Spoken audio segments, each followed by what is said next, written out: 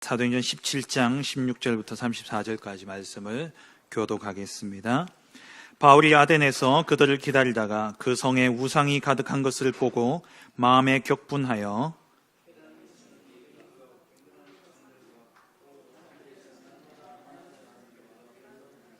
어떤 에피쿠로스와 스토아 철학자들도 바울과 쟁론할세 어떤 사람은 이르되 이 말쟁이가 무슨 말을 하고자 하느냐 하고 어떤 사람은 이르되 이방신들을 전하는 사람인가 보다 하니 이는 바울이 예수와 부활을 전하기 때문이더라.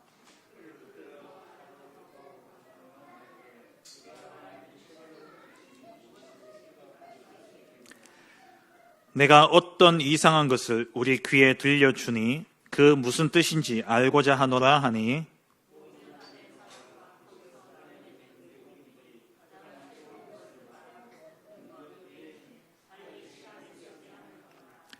바울이 아레오바고 가운데 서서 말하되 아덴 사람들아 너희를 보니 범사에 종교심이 많도다.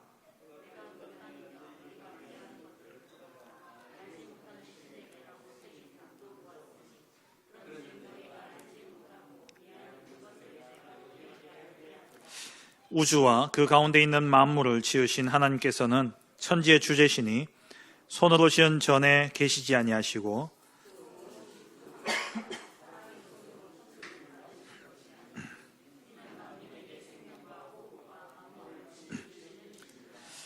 인류의 모든 족속을 한 혈통으로 만드사 온 땅에 살게 하시고 그들의 연대를 정하시며 거주의 경계를 한정하셨으니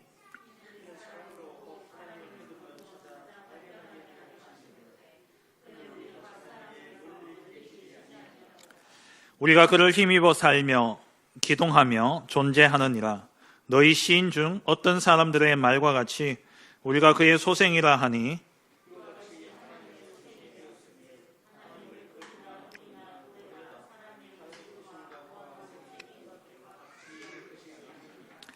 알지 못하던 시대에는 하나님이 간과하셨거니와 이제는 어디든지 사람에게 다 명하사 회개하라 하셨으니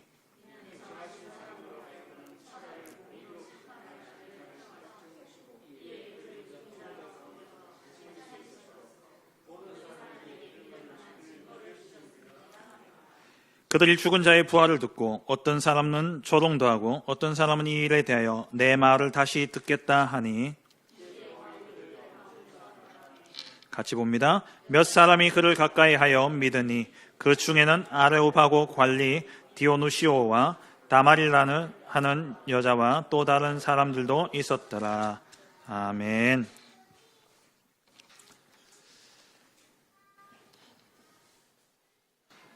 이스라엘 민족들이 가나안 땅에 들어가서 그 약속된 땅, 하나님이 주신 젖과 꿀이 흐르는 그 땅에서 영원히 또 장구한 축복을 누리기 위해서는 말씀으로 각인되어야 되고 복음으로 뿌리가 내려져야 됩니다. 그래서 하나님께서 모세에게 이 백성들이 말씀을 기억하기 쉽도록 하게 하기 위해서 모세로 하여금 노래를 지어가지고 백성들로 부르게 한 것이죠. 우리가 노래는 오랫동안 기억되어지지 않습니까? 우리 태영 유치부 랩런트들 암송을 성경 그 암송을 이렇게 노래로 만들어 가지고 그 율동과 함께 그렇게 매주 나가지 않습니까? 얘들이 어린이집 오며 가며 이렇게 한 번씩 꼭 이렇게 들려줘요. 그러면 틀어주면 뭐 말을 잘하는 애들은 똑같이 하고 말 못하는 애들은 이러면서 그래서 따라 해요. 어느 날 입이 열리는 순간 성경 구절 다 외우고 그럽니다. 이만큼 각인이 되어지는 거죠. 왜? 말씀이 각인 안 되어지면, 복음이 뿌리 내리지 않으면은 축복의 땅에서 저주당하는 겁니다. 가나안 땅에 들어가서 영원히 축복을 누리지 못하고 거기서 노예되고 포로되고 속국되고 또 흩어져서 방황하게 되어지는 것이죠. 저와 여러분들도 마찬가지입니다. 이거는 비단 이스라엘 민족만을 향해서 하는 말씀이 아니라 우리가 진짜 말씀으로 각인되고 복음으로 뿌리 내리지 않는다면 그리스도를 통해서 우리가 받은 이 어마어마한 축복, 완전하고 부족함이 없고 모자람이 없는 이 축복이 내게서 끊어지고 만약에 내게 각인이 안 되어진다면 나는 그 축복을 받아 누릴지 모르지만 내 후대에게는 언약이 전달되어지지 않기 때문에 이 후대들은 또 노예 포로 속국 되어줄 수밖에 없는 것이죠. 그래서 오늘 목사님 말씀하셨죠. 후손의 후손에게 후손에게 주님 오실 그날까지 이 복음이 끊어지지 않도록 정말 언약을 각인하는 그러한 복음의 명문가의 축복 누리시길 주의 이름으로 축원합니다. 머두셀라가 왜 969세까지 살았냐? 라멕이 언약 전달할 상황이 안 됐기 때문에. 그래서 하나님이 머두셀라를 969세까지 살게 하면서 노아에게 언약을 전달하게 한 거예요. 머두셀라가 죽은 때가 언제냐? 노아 홍수가 막 시작되던 그때입니다. 그때 머두셀라가 죽던 그때 홍수가 시작되어진 거예요. 그러니까 이 노아가 100년 이상 방주를 지으면서 사람들에게 조롱을 당하고 비웃음을 당하는 그 상황 속에서도 노아가 흔들리지 않고 방주를 끝까지 지을 수 있었던 그 배경에 언약, 말씀이 각인되어지고 복음이 뿌리가 내린 머두셀라가 있었다는 겁니다. 머두셀라가 증인이잖아요. 아버지 에녹이 하나님과 평생을 동행하다가 300세에 365세입니까? 300세입니까? 네. 살다가 365세죠. 네. 살다가 하늘나라로 가는 그 모습을 보고 거기서 각인되진 그 언약을 노아에게 그대로 전달했다는 겁니다. 우리 세대에 회복되어진 이 복음이 주님 오실 그날까지 사라지지 않고 정말 복음 뿌리, 말씀 각인 되어져서 그대로 전달되어져 우리 후대들도 우리와 같이 이 아름다운 땅, 젖과 꿀이 흐르는 땅, 하나님의 축복이 가득한 이 땅에서 그 축복 누리며 장구한 축복을 누릴 수 있도록 그 언약의 전달자의 축복 누리시길 주의 이름으로 축원합니다. 오늘 본문을 가지고 아덴 전도라는 제목으로 함께 말씀의 은혜를 나누기를 원합니다. 복음은 설득이 아닙니다. 복음은 이해시킨다고 믿어지는 것이 아닙니다. 복음은 선포입니다. 복음은 선포해야 되는 것이죠. 왜 그러냐? 이해된다고 믿을 수 있는 것이 아니기 때문에 그래요. 에베소서 2장 8절에 너희는 그 은혜에 의하여 믿음으로 말미암아 구원을 받았으니 이는 너희에게서 난 것이 아니요 하나님의 선물이라. 우리에게서 난 것이 아니에요. 하나님의 은혜로 믿음이 주어지는 거죠. 그래서 칼빈의 5대 강령을 보면 모든 인간은 전적 타락한 존재입니다. 그 말은 영적인 죽음을 맞이했다는 거예요. 다시 말하면 전적 부패, 전적 타락, 전적 무능력. 뭐에 대해서 무능력하냐? 하나님을 만나는 그 방법에 있어서, 하나님을 만나는 그 능력에 있어서 인간은 완전 무능력한 존재입니다. 인간 스스로는 하나님을 만날 수 없습니다. 예수께서 이르시되 내가 곧 길이요 진리요 생명이니 나로 말미암지 않고는 아버지께로 올 자가 없느니라. 그리스도 외에는 다른 길이 없습니다. 인간은 자기 스스로 노력하고 애를 쓴다고 해도 하나님을 만날 수 있는 게 아닙니다. 오늘 본문에 바울이 이 아덴 사람들을 향해서 너희가 범사에 종교심이 많도다. 22절에 너희가 참 종교심이 많구나. 그렇게 이야기했죠. 아무리 종교심이 많다 할지라도 그 종교심이 열심히 아주 특심하다 할지라도 하나님을 만나지는 못해요. 왜냐? 인간 전적 부패했기 때문에, 전적 무능력하기 때문에. 그래서 하나님이 우리의 조건을 보지 않고 무조건적으로 선택을 하신 겁니다. 우리가 자격이 있어서 뭔가 자격이 되어서 하나님께 선택받은 게 아니라는 거예요. 그래서 칼빈의 두 번째 강령이 뭡니까? 무조건적인 선택입니다. 어떠한 조건도 하나님 보시지 않으셨어요. 왜? 조건이라는 게 없기 때문에 그래요. 조건이 될 만한 게 우리에게는 아무것도 없기 때문에. 그래서 하나님 조건을 보시지 않고 그냥 무조건적으로 선택을 하신 겁니다.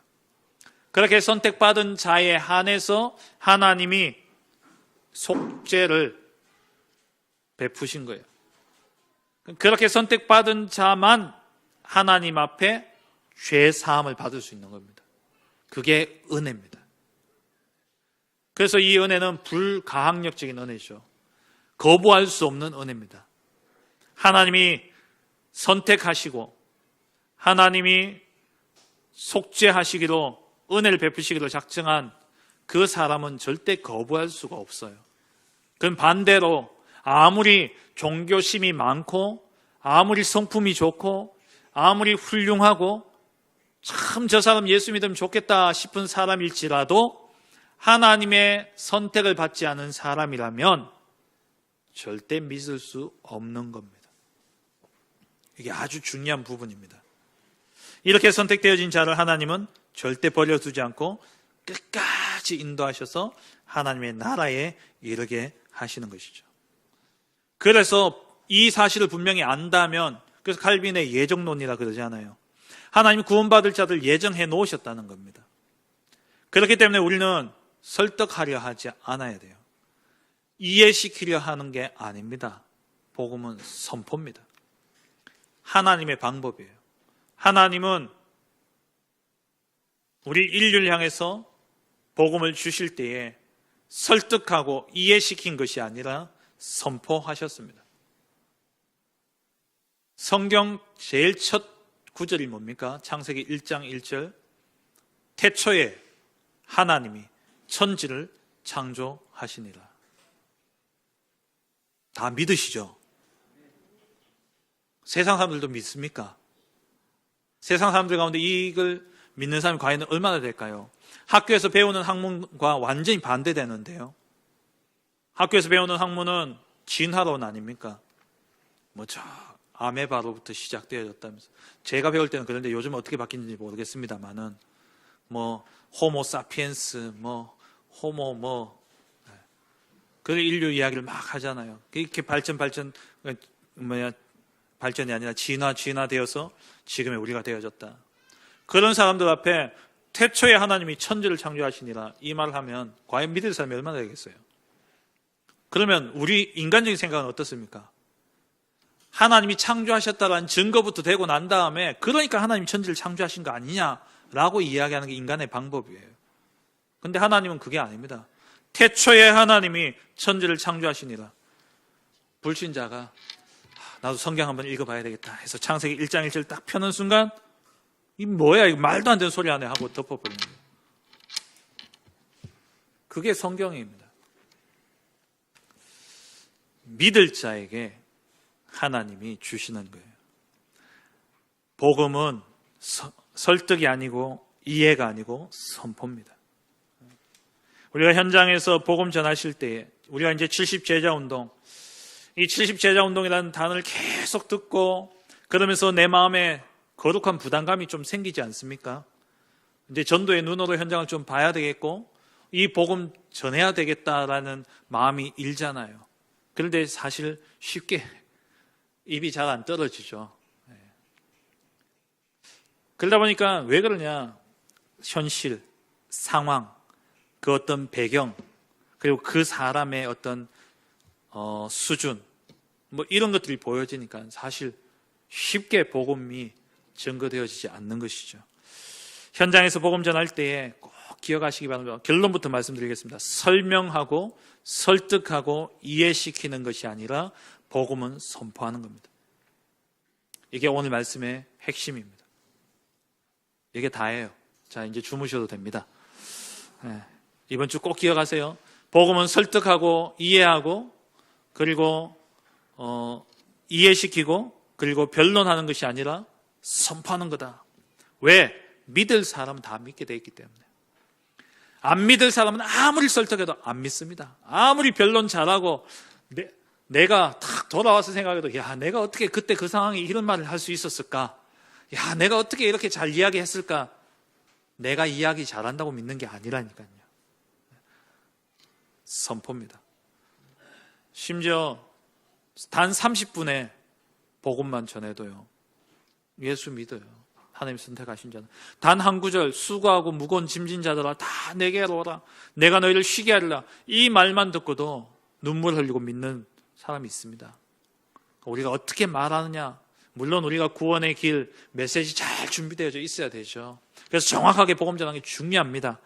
근데 그 준비는 당연히 전도자이기 때문에 해야 되는 것이고, 그렇게 준비했기 때문에 믿는 건 아니라는 겁니다. 오늘 본문에 바울이 아덴에 전도를 하러 가죠. 다 아시다시피 바울의 아덴에서의 전도는 실패한 사역이었습니다. 왜 그러냐? 여러 가지 이유가 있습니다. 그 가운데 첫 번째는 학자들이 이야기하기를 바울은 늘 팀으로 움직였다는 거예요. 늘 팀으로 움직이면서 기도의 배경이 되어지고, 또 복음 전하고, 또 흔들릴 때에 옆에서 힘이 되어지고, 또 어떤 감정의 어떤 변화가 일어나거나 그런 것들이 일어날 때 옆에서 또 함께 기도하면서 팀이 되어서 바르게 성령 인도 받을 수 있도록 그렇게 팀으로 움직여졌는데, 오늘 이 아덴에서는 바울이 혼자 남겨진 겁니다. 데살로니가에서 바울을 죽이려고 유대인들이 일어났죠. 이들의 핍박 때문에 바울이 베레아로 급히 내려오지 않습니까? 그 베레아에서 실라와 또 디모데가 같이 거기서 사역을 했는데, 이 데살로니가 사람들이 여기 베레아까지 또 쫓아온 거예요. 80km나 되는 그 거리를 쫓아와서 또 바울을 핍박을 하는 겁니다. 그래서 이 베레아에 있던 형제들이 바울을 얼른 급하게 바울만 먼저 피신을 시킨 겁니다. 왜냐하면 바울을 죽이려고 하니까. 그래서 이 베레아의 형제들이 육로로 오면은 잡힐 수 있으니까. 그래서 해로를 통해 가지고 배를 타고 어디로 데려왔냐? 오늘 아테네, 그리스, 아테네죠. 그리스의 아테네로 바울을 데려다 놓고, 이제 이들은 돌아갈 때 바울이 15절에 보시면 바울이 이야기하죠. 실라와 디모데를 속히 자기에게 오라고 그렇게 전해라 라고 보냅니다. 근데 우리가 알다시피 아덴에서 바울이 이들을 만나지 못하고 고린도에서 이들을 만나게 되어지죠. 바울이 아덴에서는 혼자 사역을 한 겁니다. 여기서 혼자 사역을 하다 보니까 이 바울이 여러 가지 성령의 인도 받는 그런 모습보다도 좀 감정에 휘둘리는 그런 모습을 보게 되어져요. 16절에 보시면은 바울이 아덴에서 그들을 기다리다가 그 성에 우상이 가득한 것을 보고 마음에 격분하여, 물론 복음에 대한 열정과 그 안타까움이 이렇게 바울의 마음을 격분하게 했겠죠. 하지만 그렇다 할지라도 바울은요, 거기에 휘둘리지 않고 늘 인도받던 사람이었습니다. 근데 여기에 격분되어진 거예요. 이 아테네는 아시다시피 신전이 가득한 그런 곳이었습니다. 이 아테네는 우상 숭배가 예술로 표현되어진 그러한 도시였어요. 지역에 수많은 신전들이 있었고, 거기에 학자들은 300개의 공식화된 우상과 3만여 개의 신상이 있었다고 합니다. 그러니까 3만여 개의 신상이 있었다. 이 당시에는 웬만한 도시에 2, 3만 명 인구는 잘 안 넘어갑니다. 이 당시에 아테네의 인구보다도 아테네에 있던 신상이 더 많았대요. 그래서 어떤 사람은, 그 당시의 사람은요, 이렇게 이야기합니다. 아테네에서는 사람보다 신을 찾기가 더 쉽다라고 이야기할 정도로 그래도 우상이 많았어요. 그렇게 이 모습을 보고 바울이 이제 격분하게 되어진 것이죠.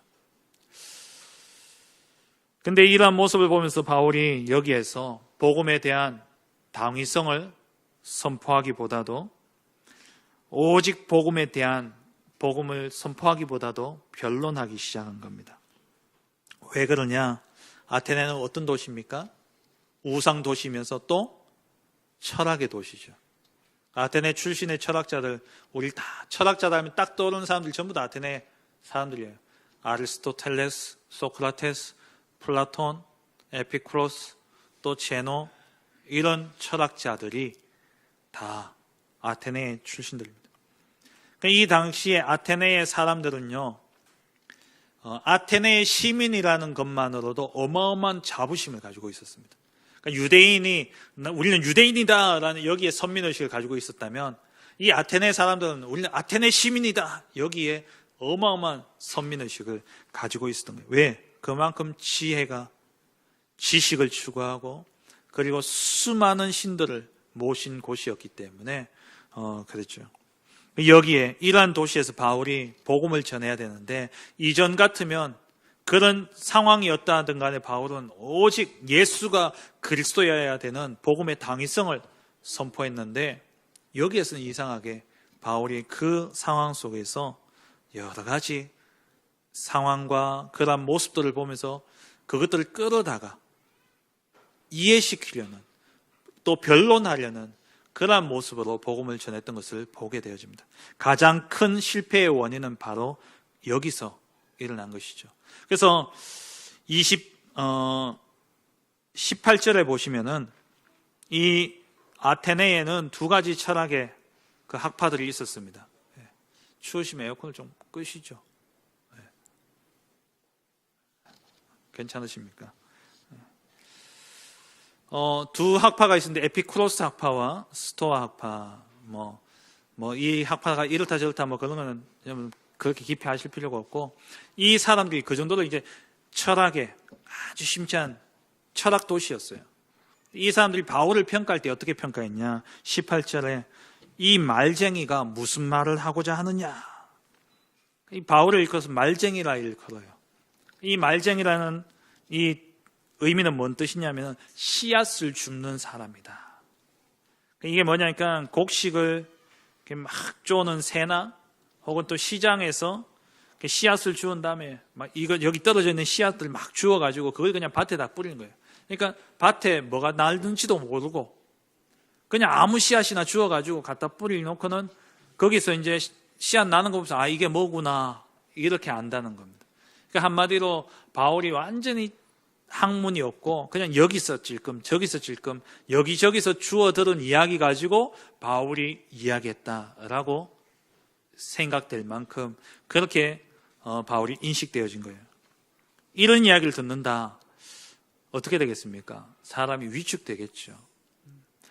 바울이 이 아덴에서 복음을 전했을 때의 바울의 심정을 바울 자신이 잘 표현한 구절이 있는데, 그게 어디냐? 고린도전서 1장을 한번 보시기 바랍니다. 고린도전서 1장, 고린도전서 2장입니다. 2장 3절입니다. 고린도전서 2장 3절 같이 한번 보겠습니다. 내가 너희 가운데 거할 때에 약하고 두려워하고 심히 떨었노라. 이 고린도전서는 언제 썼냐면은 바울이 3차 전도 여행을 하던 중에 에베소에서 고린도 교회에 썼는 편지가 바로 고린도전서입니다. 그러면 사도행전을 본다면은 19장에서 그 앞장 18장이 어디죠? 고린도 전도였어요. 그 앞이 뭡니까? 고린도 바로 앞이 아테네 전도였습니다. 바울이 내가 너희에게 복음 전할 때에, 내가 너희 가운데 거할 때에 내 심정이 어땠냐? 약하고 두려워하고 심히 떨었다.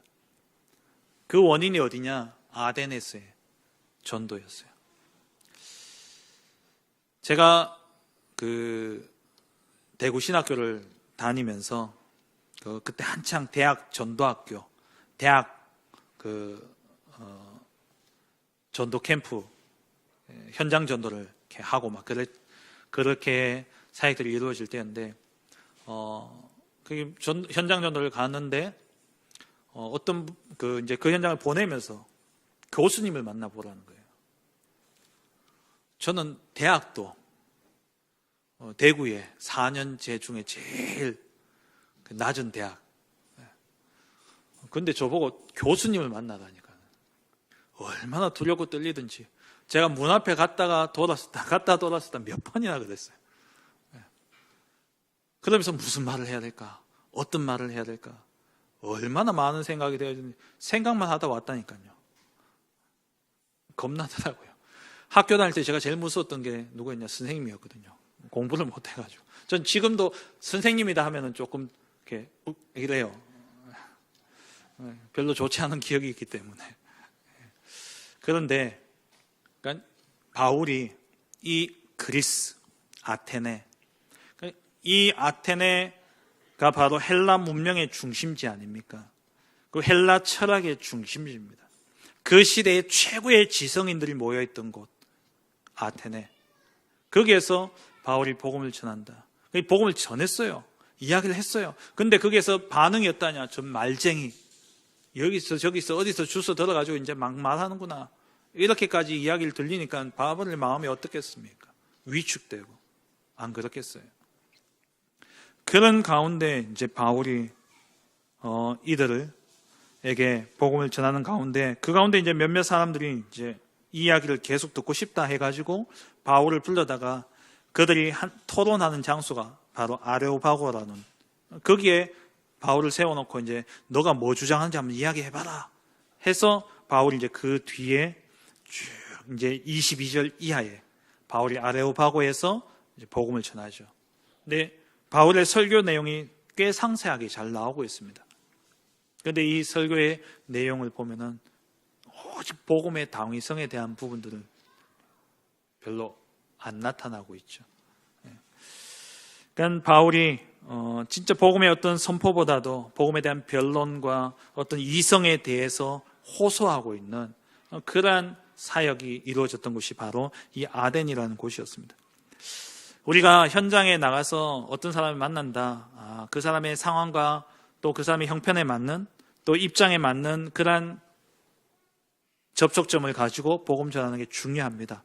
근데 그거는 그냥 접촉점이고 반드시 우리가 그 곳에서 선포되어야 될 복음은 뭐냐면은 예수가 그리스도다. 오직 그리스도 외에는 다른 복음이 없다라는 다른 길이 없다라는 이 복음의 유일성과 예수만이 그리스도여야 되는 당위성에 대한 이 복음을 선포해야 돼요. 이 복음이 아니고는 절대 제자는 나올 수 없습니다. 그런 그 입장에 맞는 말과 상황에 맞는 말은 마음은 열릴 수 있겠지만은 마음문은 열릴 수 있겠지만은 그 복음 앞에 결단하고 그 오직 복음에 대한 어떤 결단과 함께 영접은 이루어지지 않는다는 거예요. 물론 이제 믿기든 믿겠죠. 또 영접은 되어줄 수 있습니다. 하지만 결론은 나지 않아요. 왜? 정확한 복음이 아니면. 그래서 여기에 아덴의 이후의 기록에 보면은 오늘 본문에 보면은 뭐 2명의 제자 이름이 나오죠. 2명의 사람이 나옵니다. 몇 사람이 가까이 하여 믿으니 그 중에는 아레오파고 관리 디오누시오와 또 다마릴라 하는 여자 2명이 있었어요. 근데 이 아덴을 향해서 바울이 편지를 쓰는 기록은 없습니다. 제자가 없었다는 거죠. 여러분 현장에서 우리가 70제자 운동을 함에 있어서 잊지 말아야 될 게 뭐냐? 정확한 복음을 선포해야 돼요. 그 사람이 뭐 철학자든 그 사람이 교수든 그 사람이 뭐 회사 회장이든 뭐 어떻든 어떤 신분과 어떤 형편에 있든 간에 모든 사람에게 필요한 오직의 복음을 전해야 되는 겁니다. 그래야 제자가 나와요. 그래야 그 현장은 살아날 수 있는 겁니다. 이러한 실패 속에서 바울은 복음의 가치를 깨닫게 되어졌어요. 골로새서 1장 이 바울의 아데네스의 전도를 통해서 바울이 얻은 결론이 뭐였냐? 그게 바로 골로새서 1장 18절입니다. 십자가의 도가 멸망하는 자들에게는 미련한 것이요 구원을 받는 우리에게는 하나님의 능력이라. 바울이 아덴에서 얼마나 미련하게 취급을 당했는지 몰라요. 그 아덴의 철학자들이 저 말쟁이 저 어디서 주워 들어가지고 저 지 마음대로 이야기하는구나. 그럼 뭐 부활 이야기는 저 도대체 무슨 이야기를 하려고 하는 거야? 이런 이야기까지 나올 정도로 바울이 많이 떨렸던 것 같아요. 그 일 이후에 바울이 딱 내렸던 결론이 뭐냐? 그래, 십자가의 도는 구원 얻는 자들에게는 하나님의 능력이 되어지는 것이고 멸망받는 자들에게는 미련한 것이다. 그렇다면 내가 어느 자리에서든 나는 고린도전서 2장 2절 말씀처럼 내가 너희 중에서 예수 그리스도와 그의 십자가에 못 박히신 것 외에는 아무것도 알지 아니하기로 작정하였습니다. 그리스도 십자가, 이 그리스도와 그의 십자가에 못 박히신 것, 예수가 그리스도 되신 것, 이것 외에는 내가 전하지 않겠다. 결론 내린 거예요. 실패는 성공의 어머니다. 에디슨 이야기했죠. 우리가 복음만 해서 사역하다 보면 때로 실패할 때 있습니다. 그거 두려워하지 마세요. 다락방 열었다가 다치는 거 겁내지 마세요. 바울이 이 만약에 아데네스의 전도 실패가 없었다면 바울은 오직 복음에 대한 결론이 나지 않았거나 나더라도 쫙 뒤에 났을 거예요. 그런데 이 한 번의 실패를 통해서 바울이 완전 결론 내렸습니다. 그래, 십자가의 도가 미련한 자들, 멸망받는 자들에게 미련한 것이지만 구원 얻는 우리에게는 하나님의 능력이다. 그래서 나는 그렇다면 듣든 안 듣든 나는 오직 그리스도 십자가만 전하겠다 라고 이야기한 겁니다.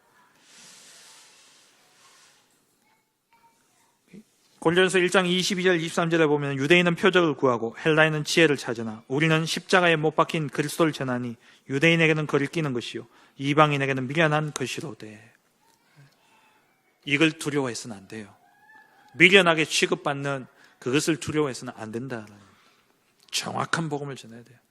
예수만이 그리스도가 되시고 그리스도만이 우리의 모든 인생의 완전한 해답이고 하나님 만나는 유일한 길임을 우리는 담대하게 선포해야 되는 것입니다. 그러면서 바울이 고린도전서 2장 4절 5절에 내 말과 내 전도함이 설득력 있는 지혜의 말로 하지 아니하고 다만 성령의 나타나심과 능력으로 하여 너희 믿음이 사람의 지혜에 있지 아니하고 다만 하나님의 능력에 있게 하려 하였노라. 왜 이렇게 했냐? 아덴에서는 설득력 있는 지혜의 말로 했거든요. 했는데 이게 복음이 들어가지가 않는 겁니다. 열매가 없었어요. 그래서 바울이 이제는 내 말과 내 전도함이 설득력 있는 지혜의 말로 안 하고 다만 성령의 나타나심과 능력으로. 그래서 고린도에 와서는요, 이 복음만 전한 거예요. 그래서 고린도에서 제일 큰 사실은 에베소에서도 큰 역사가 일어났지만 고린도의 그 우상 숭배가 심각한 그 도시, 음란하고 우상이, 다음 주에 살펴보겠습니다만 음란하고 우상이 가득한 그 도시에 교회가 세워지고 거기에 중요한 목회자가 또 일어나고 거기서 만난 제자가 바울이 로마 감옥에 있을 때 거기에서 함께하면서 바울을 위해서 내가 목까지도 내가 내어주겠다 라고 할 정도로 그런 제자를 어디서 만났냐? 고린도에서 만난 거예요. 어떻게 만날 수 있었냐? 오직의 복음을 전했기 때문에, 십자가의 도에 대한 확실한 복음을 선포했기 때문에 거기에 생명 건 제자가 나온 겁니다. 내가 사역을 어떻게 하느냐? 물론 중요합니다. 이럴 때는 이렇게 하고 저렇게는 저럴 때 하고 저렇게 하고 물론 중요합니다. 그보다 더 중요한 게 뭐냐? 오직의 복음이에요. 복음의 당위성. 그 복음 앞에 절대 제자가 나오게 되어지는 것이죠. 그래서 우리가 전해야 될 복음은 뭡니까? 오직의 복음입니다. 모든 인간은 철학자든 교수든 회장이든 뭐 재력가든 아니면 너무나 힘이 없고 연약한 사람이든 모든 사람에게 필요한 것은, 모든 사람은 하나님 떠난 죄인이라는 겁니다. 그래서 마귀의 종되어 살아가는 거예요. 마귀의 종되어서 저주와 재앙 아래, 진노 아래 살아가는 겁니다. 거기서 빠져나올 수 있는 길은 하나님 만나는 길밖에 없습니다. 그 길은 오직 그리스도 외에는 없어요. 많은 미사오그를 생각하지 마시고 정확한 그리스도의 복음을 전하는 겁니다. 그리스도 외에는 다른 길이 없습니다. 예수만이 십자가의 죽으심으로 우리의 모든 죄를 대속하셨고, 예수만이 부활하심으로 사망, 죽음의 세력 잡은 자 마귀를 멸하시고, 예수만이 하나님을 만나는 길이 되셨습니다. 저 사람에게 필요한 것은 저 사람의 마음을 읽어주는 그런 말이 아니라, 저 사람의 마음을 위로하는 위로의 말이 아니라, 저 사람의 형편과 상황을 이해하는 그 이해의 말이 아니라, 저주와 재앙에서 빠져나오는, 사단의 권세에서 빠져나오는 그리스도, 이 십자가의 도가 저에게 필요한 겁니다. 그리스도와 그 십자가에 못 박히신 것, 그것 외에는 다른 것이 필요 없습니다. 오직의 복음을 전해야 됩니다. 오직 예수 그리스도. 왜 예수만이 길 되어지는가? 거기에 대한 정확한 복음이 선포되어져야 되는 것이죠. 말씀을 맺겠습니다. 70 제자운동 어떻게 해야 됩니까? 정확한 복음 들고 가서 선포하는 겁니다. 다른 방법이 아닙니다. 다른 전략이 아닙니다.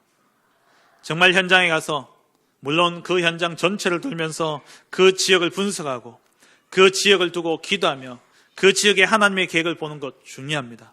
그런데 우리가 사람을 만났을 때는 그 한 사람을 향해서 다른 많은 필요를 채워주는 것도 좋지만, 그는 마음문을 열 수는 있겠지만 제자는 될 수 없어요. 오히려 그게 제자로 세워지는데 방해가 되어집니다. 구제 필요합니다마는 구제가 제자화되는 데는 방해가 되어져요. 왜?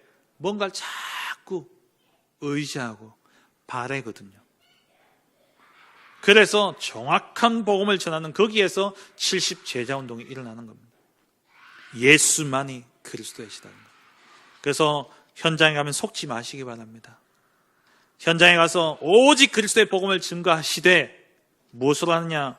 골로전서 2장 4절 5절 말씀처럼 성령의 나타나심과 능력으로, 사람의 지혜가 아니라 하나님의 능력으로 복음을 담대하게 선포할 때에 그곳에 하나님이 영생 주시기로 작정된 자, 그의 믿음을 선물로 주시기로 작정된 자, 그 사람을 만나고 그 사람에게 이 복음이 들어갈 때에 그 영혼이 살아날 뿐만 아니라 지역을 책임지는 70 제자운동의 제자로 세워질 것입니다. 그 응답 누리는 우리 모든 성도님들 되시길 주의 이름으로 축원합니다. 하나님 감사합니다. 현장 속에서 여러 가지 환경과 상황과 여건 보며 거기에 맞는 어떤 말들이 필요하지만, 그보다도 진짜 그 지역을 변화시키고 한 사람을 살리고 한 사람을 제자로 세우는 것은 오직 예수가 그리스도 되심의 복음임을 믿습니다.